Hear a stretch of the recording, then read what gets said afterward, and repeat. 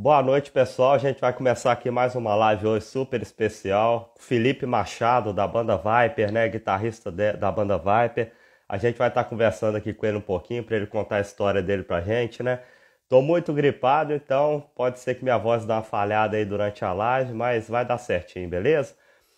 Qualquer problema de áudio é só falar com a gente aí que eu tento resolver aqui. Eu vou aguardar o Felipe entrar e já vou convidar ele aqui para começar esse papo com a gente aqui. Felipe entrou, vou te convidar, viu, Felipe? Só você aceitar.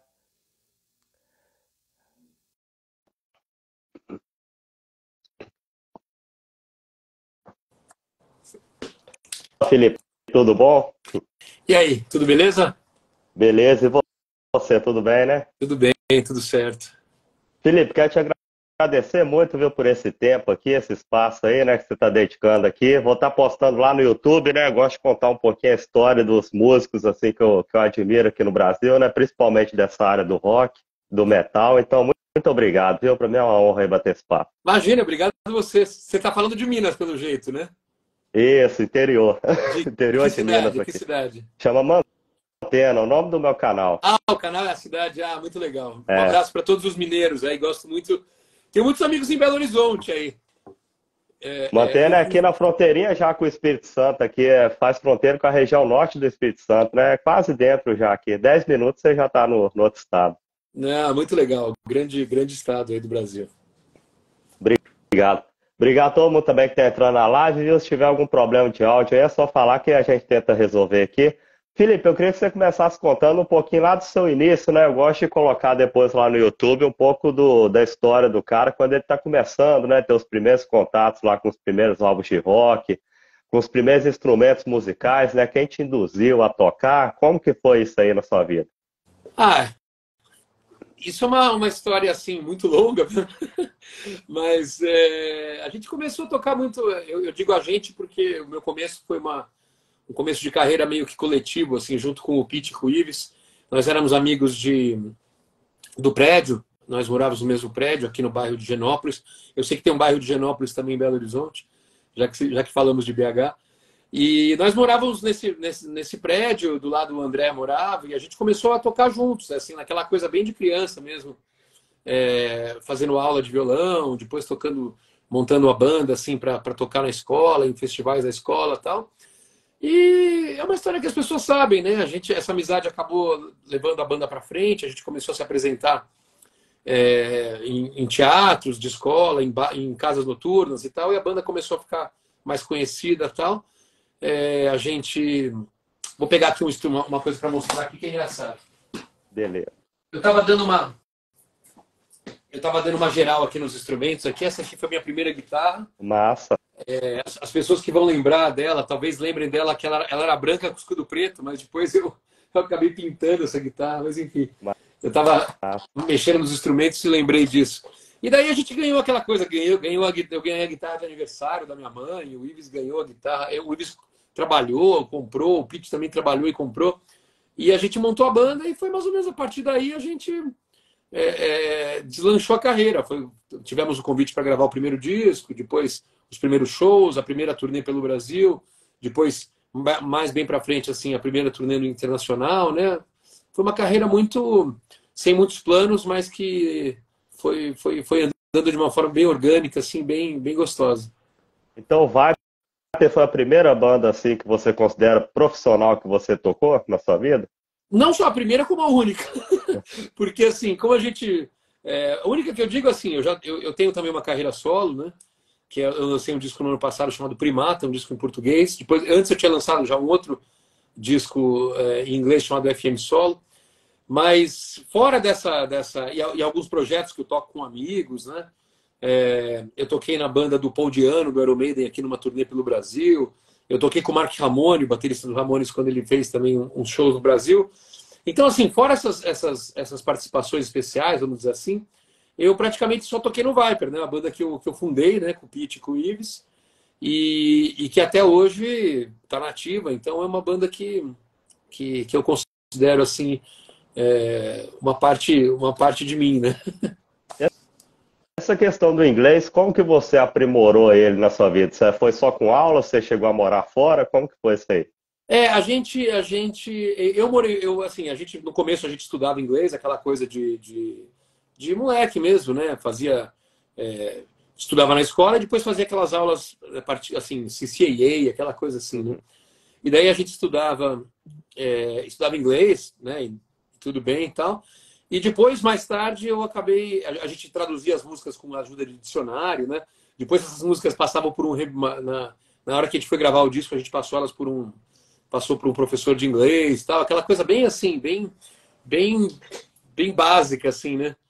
E mais tarde, sim, mais tarde eu fui morar nos Estados Unidos, eu até morei depois do show de lançamento do Soul of Sunrise, eu fui para uma temporada fazer intercâmbio, aquela coisa assim que era muito comum, é comum até hoje, né? Intercâmbio de estudar fora, acabei estudando, fazendo a high school, né? Como se fosse o ensino médio, assim, o último ano do ensino médio fora. E daí realmente aprimorei meu inglês, tal, e daí a partir daí os discos que foram gravados do Viper e dos meus projetos, tal, tinham um inglês um pouco melhor. Então, foi uma.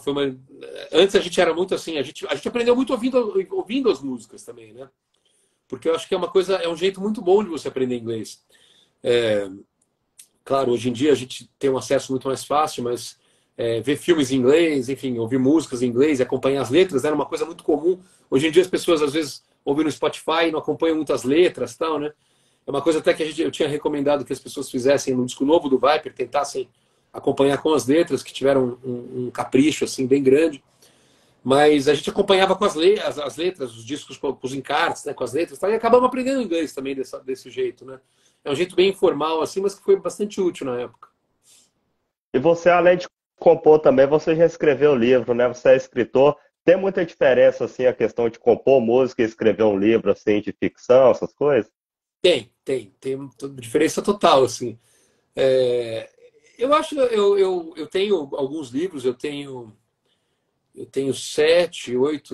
oito livros, e alguns são ficção, outros são mais livros de jornalismo, né? Assim, viagens que eu fiz eu cobri, por exemplo, a Olimpíada da China, né, em 2008.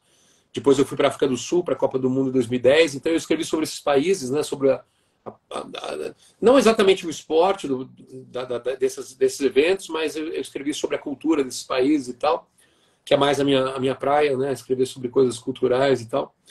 E, e tenho dois romances que são Olhos Cor de Chuva e Martelo dos Deuses, são dois romances. E depois tem um livro infantil que chama Um Lugar Chamado Aqui. Tem um livro de crônicas que chama Palavra de Homem. Enfim, tem bastante, tem bastante coisa.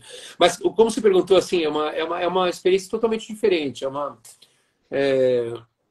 que eu acho eu acho até que eu escrevo melhor assim livros, matérias e tal do que faço letras de música, mas é, são duas técnicas totalmente diferentes. Eu acho que na música você tem uma exigência de, de você estar dentro daquela métrica, né? Das rimas. Você tem algum tipo de algumas, vamos dizer assim, uma característica mais parnasiana, assim, que você tem que mais didática ali, que você tem que fazer. Não dá para você sair daquela métrica do A letra, ritmo. a letra muitas vezes é até depois da melodia, né? Quando vai compor, né? Então a É, letra tem que é, encaixar um pouco. eu já fiz assim de várias maneiras, né? Eu já fiz até desde aquela música, aquela letra que você tem, que você faz, que depois você tenta colocar a música, ou aquela música que você faz a melodia e depois canta meio lá, lá, lá, lá, lá, lá, e depois na hora você depois faz a letra em cima. Então, em relação a isso, tem diversas maneiras. E também não dá para dizer assim, uma é certa, outra é errada, enfim. Eu acho que tem muitos, cada um faz de um jeito, e acho que muitos compositores, inclusive, fazem de vários jeitos, e é uma coisa meio caótica. Mas a letra de música, ela obedece uma certa métrica, né? Isso é uma coisa inevitável. E na prosa, né, o próprio no jornalismo mesmo, assim, não tem uma exigência muito com a métrica, com a forma, assim, tem mais com o conteúdo, assim, e isso me deixa um pouco mais solto. Mas eu gosto das duas coisas, eu acho essa parte, assim, poder compor, né? Eu acho maravilhoso assim ter a possibilidade de, de colocar alguma coisa, uma ideia que você teve, assim, que você estava no trânsito, teve uma ideia, ou você estava em casa tomando banho, teve uma ideia, e de repente essa ideia tá na letra de uma música, de repente essa letra de música está sendo cantada por várias pessoas num show, sabe? Então esse processo todo assim eu acho fascinante e sou muito grato assim na verdade a isso assim de ter essa possibilidade, né? Porque na parte da literatura, né, é uma coisa muito solitária. Você não tem um feedback, né? Assim, você escrever é uma coisa muito que você faz sozinho, né? Tudo bem, você pode mostrar o seu livro, seus textos para outra pessoa, mas é uma coisa, não é como uma música que chega, né, a milhares de pessoas e tal. Então, a atividade assim de escrever, nesse caso, né, quando você escreve um livro ou um romance, ou, né, alguma coisa mais assim, mais introspectiva, você não tem aquele feedback na hora, né? E a música você tem. Então você escreve uma frase, de repente você vê aquele refrão, né? Hoje em dia, por exemplo, Timeless, assim, tem a música Timeless, né? Então, uma ideia que surge assim, você pensa, sei lá, alguma coisa que tem a ver com a minha relação com o Viper, né? Com a minha carreira e tal, e de repente eu vejo pessoas estranhas, assim, que a gente não conhece, cantando aquilo assim no show, né? Então você pensa, porra, a força, né, da música é uma coisa muito, muito interessante, assim, muito que vai muito além do que a gente pensa, assim, quando está escrevendo. Porque na hora que você está escrevendo, seja um livro, seja uma letra de música, é você e o papel, né? Você ali, você a caneta, o papel, e tal, o instrumento. É uma coisa muito, muito íntima, muito pessoal. E depois, quando isso é levado para um show, né?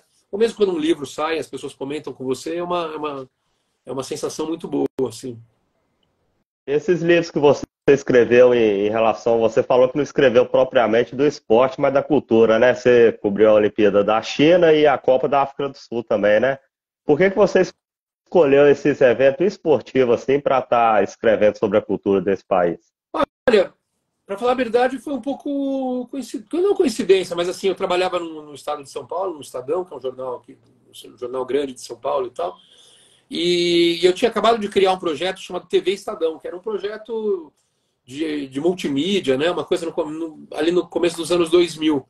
E era um projeto bem pioneiro, assim, um projeto bem. O Estadão é um jornal mais tradicional, um jornal que tem mais de 100 anos. Então foi um projeto bem pioneiro. Eu já escrevia no jornal, né? No Jornal da Tarde. Eu já sou jornalista também há muitos anos e tal. Então, eu tenho essa carreira paralela com a música. E daí eu estava na redação do Estadão, e daí teve a ideia, né, bom, já que você está fazendo a TV Estadão, os vídeos, né, o programa de vídeos e tal, então seria legal se você fosse fazer esses vídeos também na Olimpíada da China, né, na China, para trazer um conteúdo a mais para o site do Estadão, conteúdo multimídia, né? E daí claro, aceitei, achei muito legal, montei um projeto e tal, e fui para lá com uma câmera e o computador e tal. Era uma coisa muito... no começo dos anos 2000, a gente está falando de... Bom, era 2008, então, sei lá, 15 anos, né? Então a gente está falando assim de... você não tinha redes sociais, por exemplo, você não tinha assim não era a facilidade de você compartilhar, editar os vídeos, assim, era uma coisa mais complexa, né? Era bem complicado, ainda estava muito no início, assim, essa parte. Então foi um projeto bem interessante de ter participado, porque eu fui para a China, por exemplo, sozinho, e quer dizer, tinha uma equipe do Estadão, mas eu trabalhava sozinho nessa parte dos vídeos, e daí eu tinha que fazer tudo, né? Eu era o repórter, eu montava a câmera no meio da Praça da Paz Celestial, assim, montava um tripé, daí eu era o repórter, filmava, depois eu filmava as cenas, depois eu ia para o hotel, eu editava, eu colocava uma trilha sonora, colocava uma voz em off, subia no site do Estadão, divulgava, então era meio que era um projeto assim de TV muito autônomo, assim, que eu tinha uma autonomia muito grande na China e na África do Sul. Então foram projetos que nasceram meio assim, sem, porque eu estava no Estadão na época e teve essa vontade de participar de ter esse conteúdo multimídia no site, e daí que vieram os convites, assim. Não foi uma coisa que eu escolhi a China e tal, mas claro que se eu pudesse escolher, também teria escolhido até outros eventos, né, que pelo dia a dia ali não consegui fazer mais coisa, mas essas foram duas viagens muito legais que renderam esses... Deixa eu ver se eu pego aqui. Renderam esses livros aqui. Esse é o Bacana Bacana, que é o livro sobre a África do Sul, né? As Aventuras de um Jornalista pela Copa da África do Sul. E o outro, que é o Ping Pong, que é também chinês por um mês. Então foram dois projetos muito legais, assim, que eu tenho bastante orgulho de ter participado. Foram bem interessantes.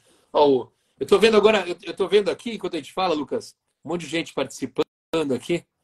E algumas pessoas eu conheço aqui, deixa eu ver. Lucas Mariano falou que tem uns 2 livros aí, ó. O Lucas, ó, a Cris também, o Lucas, a Paty, amigos meus aqui que entraram, ó, grandes amigos aqui. O Lucas é meu colega, é escritor também, poxa, esse aí tá sempre nos eventos. Obrigado a todo mundo aí que está acompanhando a live. Ô Felipe, você no meio esportivo, assim, que você presenciou para escrever esses livros, assim, você viu a questão de semelhança, apoio ao esporte, ao metal aqui no Brasil? Conseguiu criar algum parâmetro assim, de semelhança aqui no Brasil? Olha, não vejo muita ligação assim de esporte com metal. Na verdade, assim, o que eu vejo, tem sim, na verdade eu acho que tem sim. O que eu vejo muito, assim, eu não sei em que pé que está hoje, mas quando eu era um pouco mais novo, que eu frequentava mais futebol, eu sou corintiano, né? Frequentava mais estádio e tal. Eu lembro que tinha algumas torcidas organizadas que eram voltadas para o metal, assim. Eu não sei, na verdade, como é que está isso hoje, mas eu lembro que tinha... mas o heavy metal e o futebol são coisas muito ligadas, assim, né? São duas paixões, né? No Brasil e no mundo inteiro, na verdade, né? Eu acho que tem uma ligação mais... não saberia dizer assim qual a razão, mas eu acho que tem a ligação do esporte que eu vejo é mais essa ligação das torcidas, assim, do esporte com os times, né? Eu sei que é do São Paulo, tem uma torcida grande do São Paulo que é ligada ao metal. Até um amigo meu, Luiz César Pimentel, eu acho que era dessa torcida. E vejo sempre essa coisa das torcidas do metal e tal, né? Uma coisa, talvez, uma história boa que tem de uma ligação entre futebol e metal, foi quando o Iron Maiden, a gente sabe que tem o Iron Maiden, o Steve Harris, né? Ele quase foi profissional, é um cara que sempre gostou muito do futebol. E tem uma história engraçada, que o Iron Maiden veio jogar, sempre que eles vêm para o Brasil, eles montam, eles fazem um jogo e tal, e num desses jogos eu tive a oportunidade de jogar, né? Eu fui convidado para jogar contra o Iron Maiden. E o Iron Maiden, assim, os caras levam a sério, né? Eles têm uniforme, eles participam, inclusive, acho que de uma categoria, sei lá, terceira divisão da Inglaterra, terceira divisão sênior, né? Eles têm um time lá que eles levam a sério e tal. E eu lembro que esse time veio para jogar no Brasil e a gente montou um time para jogar contra eles ganharam e tal. Mas a gente jogou de manhã e tal, e o Iron Maiden ia tocar à noite. E daí a gente fez um churrasco, conhecemos os caras, né? O Steve Harris e tal. E depois a gente... e à noite ia ter um show. Daí beleza, eu tava assim no backstage, assim, ali no show, vendo o show, meio ali perto ali e tal. Quando de repente a banda vai começar aquela música Heaven Can Wait, e daí eu tava ali perto, tal, e eu vejo uma galera correndo assim em direção à escada que levava ao palco, né? E quando eu tava meio perto assim, e daí os caras assim, pô, Felipe, quer dizer, não falaram Felipe, eles não sabiam o meu nome, mas assim, pô, você não jogou hoje de manhã com a gente? Eu falei, joguei e tal. Eles, então vem com a gente aqui. Eu falei, como assim? Daí os caras, não, vem aqui, tá, não sei o que. Daí quando eu vi, eu tava subindo a escada em direção ao palco com o time do Iron Maiden, que tava subindo para participar de uma música. Daí os caras entraram no palco, assim, e ficaram no microfone de backing vocals. E eu tava no meio. Meu irmão até tava trabalhando na produção, o Nando Machado, e de repente eu encontro ele falou assim, o que você tá fazendo aqui? Eu falei, eu tava lá embaixo, o time do Iron Maiden subiu, os caras me chamaram, eu vim. Daí, de repente, quando eu olho assim, a gente tá no palco do Iron Maiden, cantando aquele refrão de Heaven Can Wait.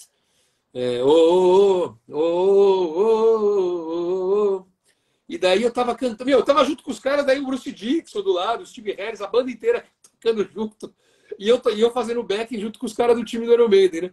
Daí, quando acabou assim, daí eu falei, porra, daí os caras, daí todo mundo desceu, né, tal. Daí eu desci, daí eu encontrei um amigo meu, eu falei, puta, eu tava, tinha morrido, né, do coração. Quando eu voltei, eu encontrei um amigo meu, ele falou, onde é que você tava? Tava te procurando. Eu falei, eu tava no palco. O cara falou assim, não é possível. Eu falei, pô, eu encontrei os caras me chamaram. Puta, essa história foi muito boa, assim, e é uma das minhas favoritas, assim, já que você falou de futebol e metal, tem essa daí. Você já pensou em escrever um livro contando alguma dessas histórias assim, na área do metal mesmo? Ou você já escreveu algum?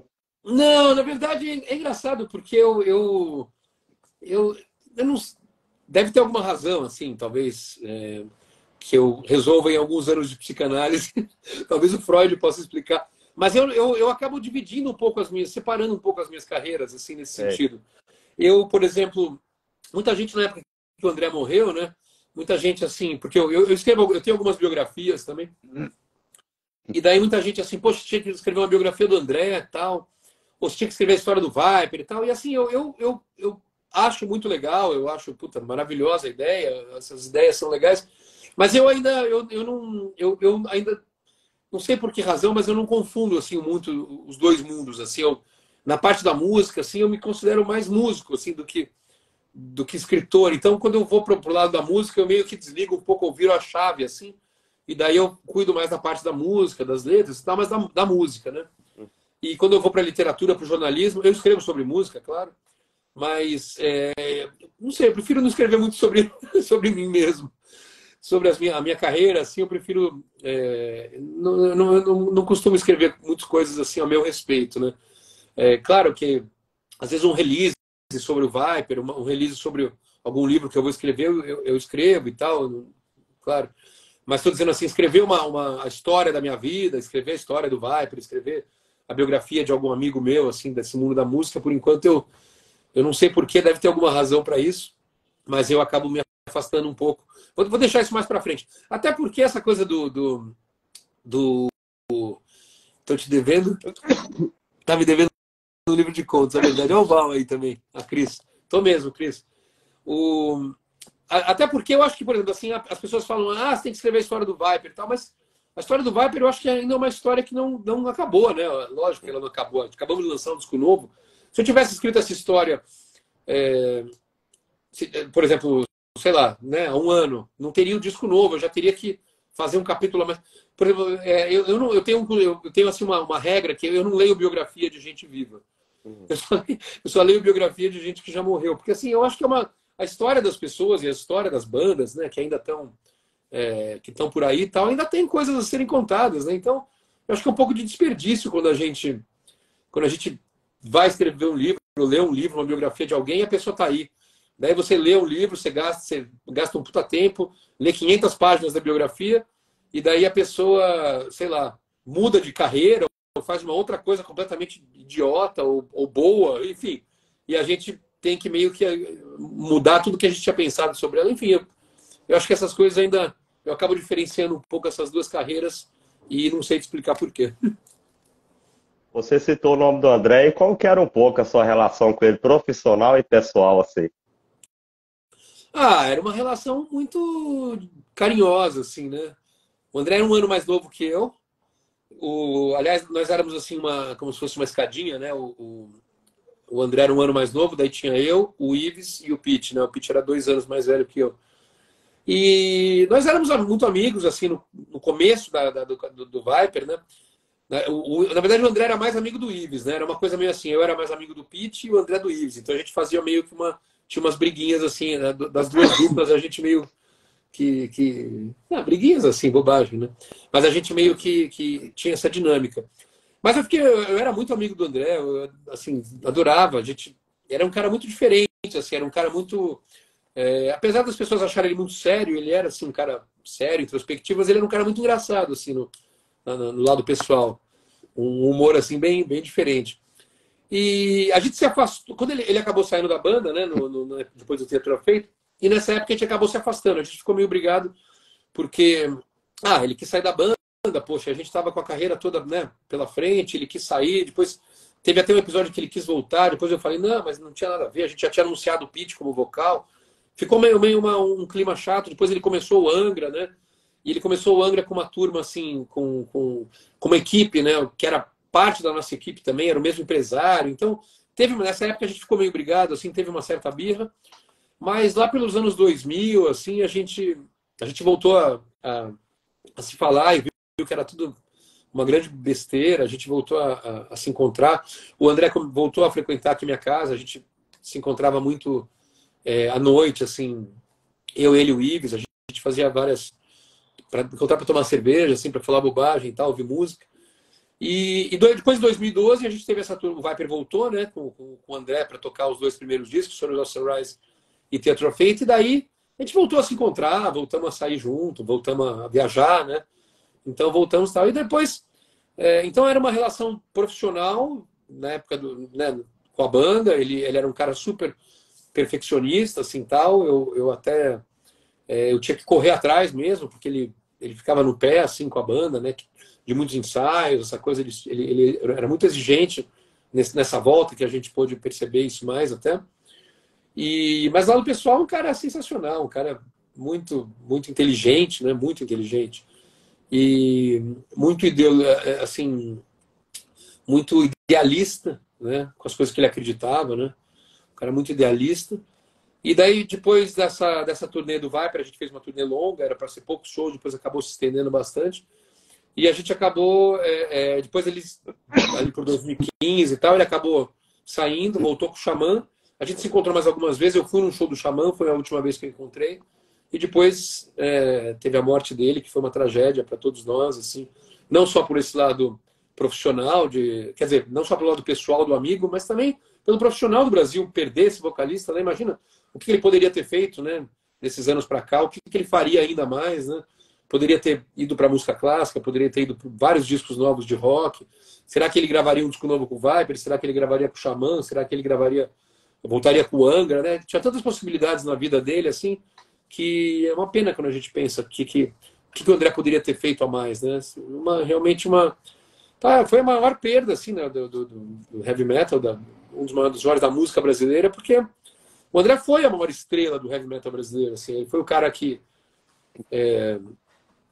você teve muitas bandas famosas, Sepultura, o Viper, o Chorus, os Ratos de Porão, tá, mas o André era um cara que personificava, assim, a coisa do heavy metal numa figura só, né? Então, ele era um cara, assim, muito, muito carismático que deixa essa lacuna, né? Agora, assim, aproveitando para falar do André, que a gente teve uma sorte muito grande, o Viper, né? Porque a gente encontrou um vocalista que é o Leandro Cassoilo, que é um vocalista sensacional, assim. Do ponto de vista pessoal, ele é muito diferente, né? Ele é uma personalidade totalmente diferente e tal. Mas do lado profissional, a parte do talento ali, de cantar, é realmente um cara comparável ao André, eu digo assim, pelo talento, um cara que canta muito bem e tal. Eles têm características muito diferentes, assim, vocais.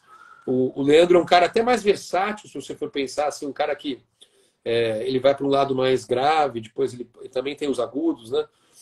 Então é um cara que esse disco novo, as pessoas que ouvirem o Timeless, né? Aliás, pessoas, ouçam o Timeless, que é o disco novo do Viper, tá muito legal. Vão ver que o Leandro é um vocalista, assim, sensacional. E nas homenagens que a gente fez ao André já algumas vezes e tal, ele até com o Angra e com o próprio Xamã, ele canta a música das 3 bandas de uma maneira assim, incrível, assim, um cara que realmente muito talentoso. Então, teve essa perda gigantesca do André, né? E o Viper foi recompensado, assim, pelo menos de alguma forma, né? Por ter encontrado o Leandro, que foi um cara também sensacional, que é um cara muito legal como vocalista. Quero agradecer de novo todo mundo que está acompanhando a live. Felipe, fala um pouquinho da sua carreira solo, né? Principais desafios assim que você enfrentou, você leva ela em paralelo com a do Viper, né? E também com a sua vida de escritor, jornalista e tal. Qual que são os maiores desafios assim? Você já lançou 2 álbuns, está pensando em lançar outro por agora? Olha, eu lancei. Isso daí foi o seguinte: a gente quando o Viper teve essa volta com o André de 2012 até 2014 por aí, a gente parou, né? O André voltou com o Xamã. E daí eu fiquei assim, poxa, fiquei meio com aquela coisa meio... Eu tava, né, a gente tava tocando direto, foi uma turnê meio intensa. E daí eu fiquei meio que, pô, e aí vou fazer o quê, né? E sorte da minha vida, assim, que eu tenho um cara chamado Val Santos, que é um dos meus melhores amigos, meu irmão, que é um cara que é um parceiro, assim, muito grande. E eu tinha algumas músicas, já que eu tava compondo ao longo do tempo e tal. E eu conversando com ele, a gente chegou nessa... Eu falei, Val, quero gravar um disco solo. E o Val tava meio que... Tava começando nessa atividade de produtor, também tava começando a Começando não, ele já manjava bem, mas ele estava assim, mais profissional e manjando bastante dessa parte dos softwares de gravação e tal. E daí eu mostrei as músicas para ele, a gente começou a fazer esse trabalho meio juntos e tal. Ele mora em Campinas, então eu mandava as músicas para ele, depois ele mandava algum arranjo de bateria eletrônica e tal. Eu mandava letras, enfim, a gente foi meio fazendo a quatro mãos, assim. Eu acabei regravando uma música do Viper, The Shelter. Depois eu gravei duas versões, uma do Morrissey, Speedway e Tourist. Depois eu gravei mais duas músicas que eu tinha gravado com o Viper no Tem Pra Todo Mundo, que era um disco... Desculpa, não, esse daí foi um pouco depois, confundi. Mas no primeiro, no FM Solo, 2015. Então, enfim, eu tinha umas músicas assim em inglês que eu... E eu e o Val acabamos sentando, ele vinha aqui para minha casa, eu tenho também um home studio aqui em casa, a gente dá para quebrar um galho, a gente gravou algumas coisas aqui. Às vezes eu ia para Campinas, gravava umas coisas lá. E, eu lancei esse disco, foi muito legal, porque foi uma experiência, assim, eu não era... Eu não sou um vocalista, aquela coisa assim, né? Imagina, eu toquei com o André, né? Eu toquei com o André Matos e toco com o Leandro Cassoro. Não quer dizer que eu sou vocalista, né? Eu tenho senso de ridículo, assim. Mas eu curti cantar, né? Era uma experiência diferente, assim, para mim. E acabei gravando esse primeiro disco, FM Solo. Ele estava por aqui. Deixa eu ver se... Bom. E depois eu lancei em 2015. Foi muito legal, porque eu fiz alguns shows também cantando, tocando, né? Porra, super difícil, né? Porque eu estava acostumado só a tocar guitarra e tal, e você tem que cantar, tem que lembrar das letras, tem que, né, tocar e ainda lembrar e cantar afinado. E, pô, então deu um trabalho para montar esse show. E gostei da experiência, assim, gostei da receptividade, as pessoas foram muito legais assim com esse disco. Depois, na época da pandemia, esse aqui eu sei que está aqui, porque esse aqui, aquele disco, o primeiro disco, eu joguei na mão de alguns DJs, amigos meus, e saiu isso aqui, o FMX, que é um disco de música eletrônica. Imagina, eu nem sou um cara assim da música eletrônica e tal, mas eu achei que ia ser uma experiência interessante ver como artistas de outro estilo totalmente diferente. Eu gosto de bandas assim como Depeche Mode, como Nine Inch Nails, como Kraftwerk, bandas assim que misturam música Everything, bandas que misturam música eletrônica com rock. Uhum. Eu gosto bastante. Então eu chamei alguns DJs que eu conhecia, alguns até que tocam fora do Brasil, que tem uma carreira do exterior. Tá? Eu falei, eu mandei os arquivos do primeiro disco, falei assim, ó, tudo aberto. Falei, ó, façam o que vocês quiserem aqui. Mandei uma música para cada um, duas músicas para cada um, tal. E veio esse disco, eu acabei lançando como FMX, foi um disco de música eletrônica, uma coisa diferente para mim, mas foi uma experiência muito legal. E depois, no ano passado, eu lancei um primeiro disco em português, né, uma continuação desse trabalho, chamado Primata. Aí eu regravei duas músicas do Tem Pra Todo Mundo, do Viper, que era Alvo e 15 anos. E fiz, mas no mesmo esquema que eu tinha feito com o Val.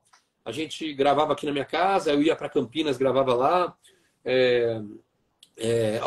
O meu colega Lucas aqui está perguntando se eu vou lançar em CD. Vou sim. Tô só... Puta, tanta coisa acontecendo com o Viper, o Timeless e tal, e eu acabei não fazendo ainda o projeto, mas quero lançar em CD, sim. E daí esse disco Primata foi uma experiência muito legal. Agora, em português, né? Porque a gente que assim, quem é artista, quem é compositor, músico, enfim, tem uma necessidade também que as pessoas de você se expressar, né? Eu acho que todo artista, todo músico, você não é músico porque você quer aparecer na rede social e tal. Você é músico porque você tem alguma coisa para contar. Você tem alguma coisa para dizer. Né? Eu acredito muito nisso. Assim. Por isso que eu também me envolvo em várias atividades que não são só a música, a literatura. Eu fiz uma exposição de fotografia outro dia. Quer dizer, sei lá. Eu acho que qualquer forma de arte eu acho que é válida para quem quer se expressar. Né? O que muda são as ferramentas, o que muda é a linguagem, o que muda é a plataforma, mas quem tem alguma coisa a dizer, tem a dizer de várias maneiras, né? Então, no Primata, eu quis fazer foi muito difícil compor em português, realmente muito difícil, porque a gente está acostumado, eu que estou acostumado a cantar em inglês, né? Assim, há muito tempo, Viper e tal, o inglês você acaba meio que sendo o inglês é uma certa fuga, de alguma maneira, porque como você canta em inglês, claro, ninguém vai escrever bobagem, né? mas você não tem uma responsabilidade tão grande com aquilo que você está cantando, porque não é a língua nativa dos brasileiros, então você dá para você meio que fazer uma letra um pouco, não vou dizer que sem tanta atenção, mas as pessoas não vão deixar de ouvir se a letra não for tão legal, tal. E no caso de português, sim, a letra é uma coisa, né, muito importante, né, uma coisa que é primordial.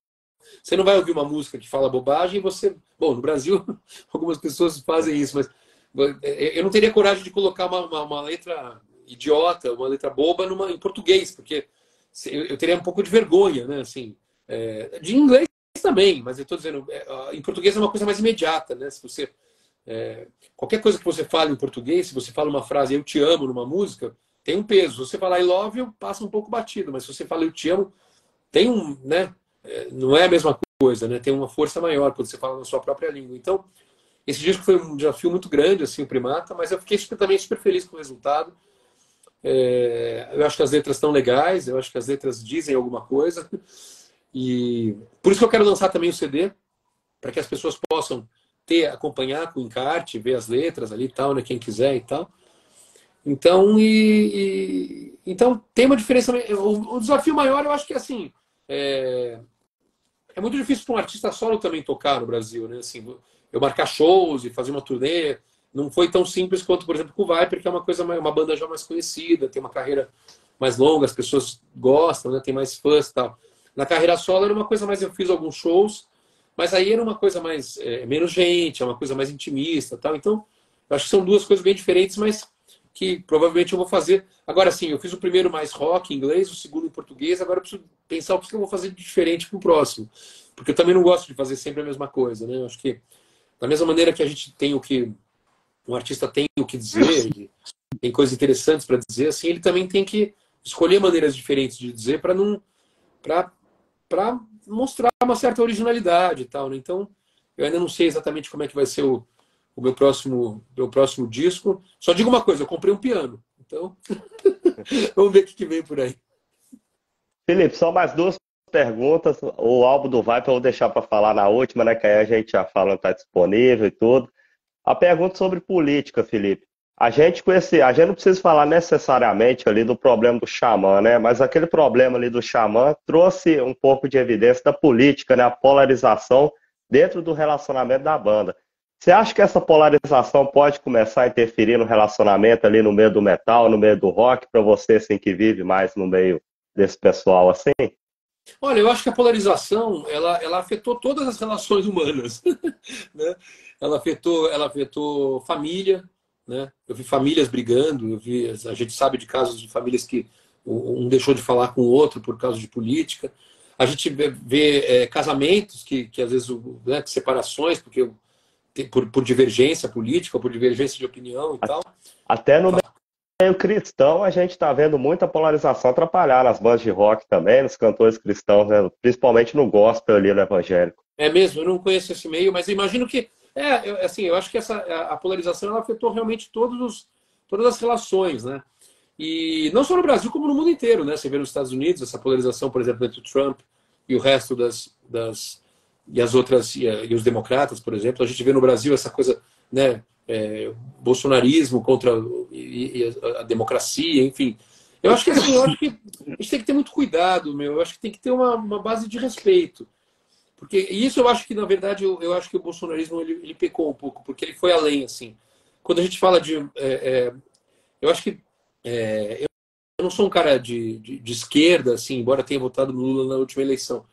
Mas eu não tenho uma posição política assim que eu defendo, eu não tenho político de estimação, eu sou um cara bem crítico de todas as vertentes e tal.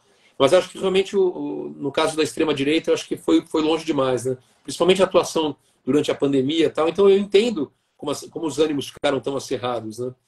Então eu acho que, assim, no caso do Xamã, eu não soube exatamente muito de detalhes, mas eu sei que o Confessori publicou coisas, assim, brigou com fãs, né? Teve alguma coisa, assim, mais polêmica. E daí a banda acabou. Eu acho uma pena, né? Eu acho uma pena, na verdade, que tenha chegado nisso. Porque eu acho que se as pessoas, quando têm respeito, as pessoas podem divergir de maneira assim, de maneira razoável, de maneira assim educada, né? Mas eu acho que as redes sociais elas acabam também provocando esse ódio, né? Provocando esse confronto, né? Porque a gente sabe que os algoritmos eles privilegiam quando você fala uma coisa muito bem ou quando você fala uma coisa muito mal, de algum assunto, né? Então, eu acho que essas bolhas que foram sendo criadas, acho que acabam fomentando também esse radicalismo, e eu acho que isso é muito ruim no fundo, né? Isso é muito ruim no fundo porque as diferenças têm que ser resolvidas assim, na conversa, do jeito mais civilizado, né? Quando você parte assim para uma coisa muito mais de querer impor a sua opinião, né? Eu acho que daí você começa a perder o respeito. E quando você perde o respeito, você também permite que as pessoas percam o respeito por você, né? Então, eu acho que é uma via de mão dupla que é só negativa, né? O radicalismo, assim. Eu acho que... eu espero que o Brasil, agora que a gente tem uma certa... Eu acho que deu uma acalmada, né? De uns tempos para cá. Ainda tem algumas vozes mais radicais, que de vez em quando elas aparecem assim nas redes sociais e tal, mas eu acho que desde a eleição, assim, da última eleição, eu acho que deu uma acalmada boa, assim. Eu acho que agora está todo mundo um pouco mais... Tava tão agressivo e tão violento o cenário político e a vida no Brasil, estava tão chata, né? Que acho que agora deu uma acalmada, espero que continue. Porque assim, você pode achar, poxa, o Lula fez besteira e tal, o Bolsonaro fez besteira, mas sem a coisa virar virar um inimigo, né? Você pode não concordar com a esquerda, mas assim, ela não precisa ser necessariamente sua inimiga, né? Então, eu acho que esse bom senso, assim, eu espero que ele venha, né? Eu acho que as coisas acalmaram um pouco. Embora eu ache que com as redes sociais, se o algoritmo mantiver essa lógica de privilegiar as bolhas e tal, eu acho que vai ser difícil os ânimos se acirrarem, mas os ânimos se acalmarem. Mas eu acho que eu espero que o Brasil caminhe pelo menos assim numa calma um pouco maior, assim, é o que eu espero. Pra gente finalizar, fala um pouco aí, né, do novo álbum do Viper, o Timeless, né? Fala um pouco da criação dele, onde está disponível, como que o pessoal consegue ouvir ele aí. Poxa, o Timeless foi um disco que nasceu já faz um bom tempo, né? Ele começou a ser, putz, ele nasceu já, assim, algumas músicas até do Pitch eram até, ele mostrava um riff ou outro, até durante ainda a turnê com o André, quer dizer, já tinha um bom tempo que esse disco estava começando a aparecer na nossa cabeça e tal. Mas ele começou para valer a ser mais vamos dizer assim, concebido de uma maneira mais pragmática, assim, mais prática a partir de 2020 e tal. E daí acabou ficando um disco também muito assim. Eu mantive o meu processo de trabalhar com o Val Santos, né?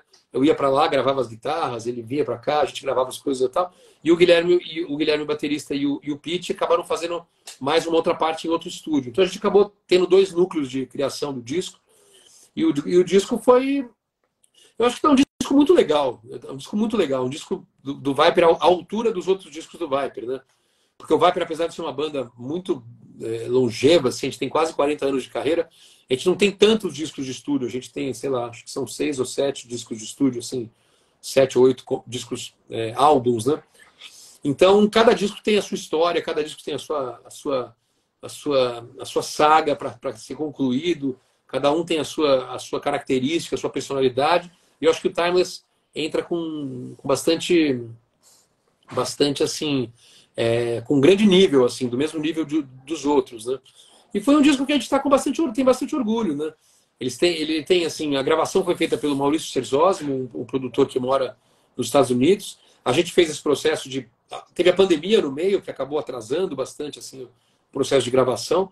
A gente mandava os arquivos para ele mandava para a gente de volta, a gente regravava algumas coisas, assim, teve um fluxo bem grande, assim, de intercâmbio de arquivos e tal, a tecnologia foi muito boa nesse sentido, né? Permitiu esse disco. E que teve a coprodução também do Val, né? Como é um cara que a gente já trabalha faz muito tempo, um grande amigo nosso. E o disco está disponível aí em todas as plataformas digitais. Tem alguns clipes também, que o nosso amigo Caio Cobra, que é um cara que trabalha com a gente também, um parceiro, fez as músicas Under the Sun, Freedom of Speech e The Android. Né? Esse disco tem uma característica também grande, que ele conversa um pouco com todos os estilos da carreira do Viper, né? Tem algumas músicas que o Pete canta, que remetem um pouco mais àquela fase do Evolution, do Coma Rage, e as músicas que o Leandro canta, que remete mais à fase do André Matos e tal. Então, é um disco bem variado, acho que as pessoas... Poxa, espero que as pessoas ouçam e curtam. E é isso, o disco tá disponível aí agora. Teve uma arte muito bonita, assim, encarte, né, das capas, feita pela Fernanda Victorello. Então é isso, espero que as pessoas gostem do disco e ouçam Timeless. E a gente está levando esse disco para a estrada, né? Estamos apresentando as músicas junto com outros clássicos do Viper, de toda a carreira, claro, estamos levando para a estrada e as pessoas estão curtindo. Então estamos bastante felizes também sobre isso. Mas, Felipe, quero te agradecer muito, viu, de novo pelo tempo. Fala suas redes sociais aqui, que eu vou estar postando lá no meu canal do YouTube, aí o pessoal de lá consegue seguir direitinho, né? E obrigado a todo mundo também que tá acompanhando a live aí, viu? Vai lá no canal do Manteno, tem mais convidados lá que falam um pouco da história também do André, um pouco da história do Xamã também, músicos que já fizeram parte, né? Então, muito obrigado aí todo mundo. Fica à vontade aí, tá, Felipe? Quiser divulgar alguma coisa que a gente não falou também, fica à vontade. Não, eu que te agradeço. Eu acho legal acho legais essas lives, esses papos, porque é claro que a gente falou bastante do Viper e tal, mas é legal também falar de outros assuntos, né? Então, obrigado pelo papo aqui. As redes sociais, as pessoas, enfim, o meu Instagram, que eu uso mais, o Felipe Machado _oficial. Facebook também, Felipe Machado. E do Viper, a gente usa Viper Brasil, com Z, né? Viper _Brasil. Também tem todas as redes sociais, Twitter, Threads, Facebook e tal. E TikTok, enfim. Estamos em todas as redes sociais. Tem o site viperbrasil.com.br, também com Z. E nos vemos aí na estrada, pô. Esperamos tocar em Minas. E um agradecimento a todo mundo que entrou aí, os nossos amigos aqui, o Walter falando, a Cris está falando, eu falei da arte, Cris, a Fernanda Victorello que fez. Então são artes também muito legais, as artes desse disco. Então é isso aí, Lucas. Então um abração aí para você, obrigado pelo convite e nos vemos aí na estrada. Valeu, obrigado. Tá, saúde para você e para sua família e sucesso sempre. Para você também, para vocês também aí. Até mais.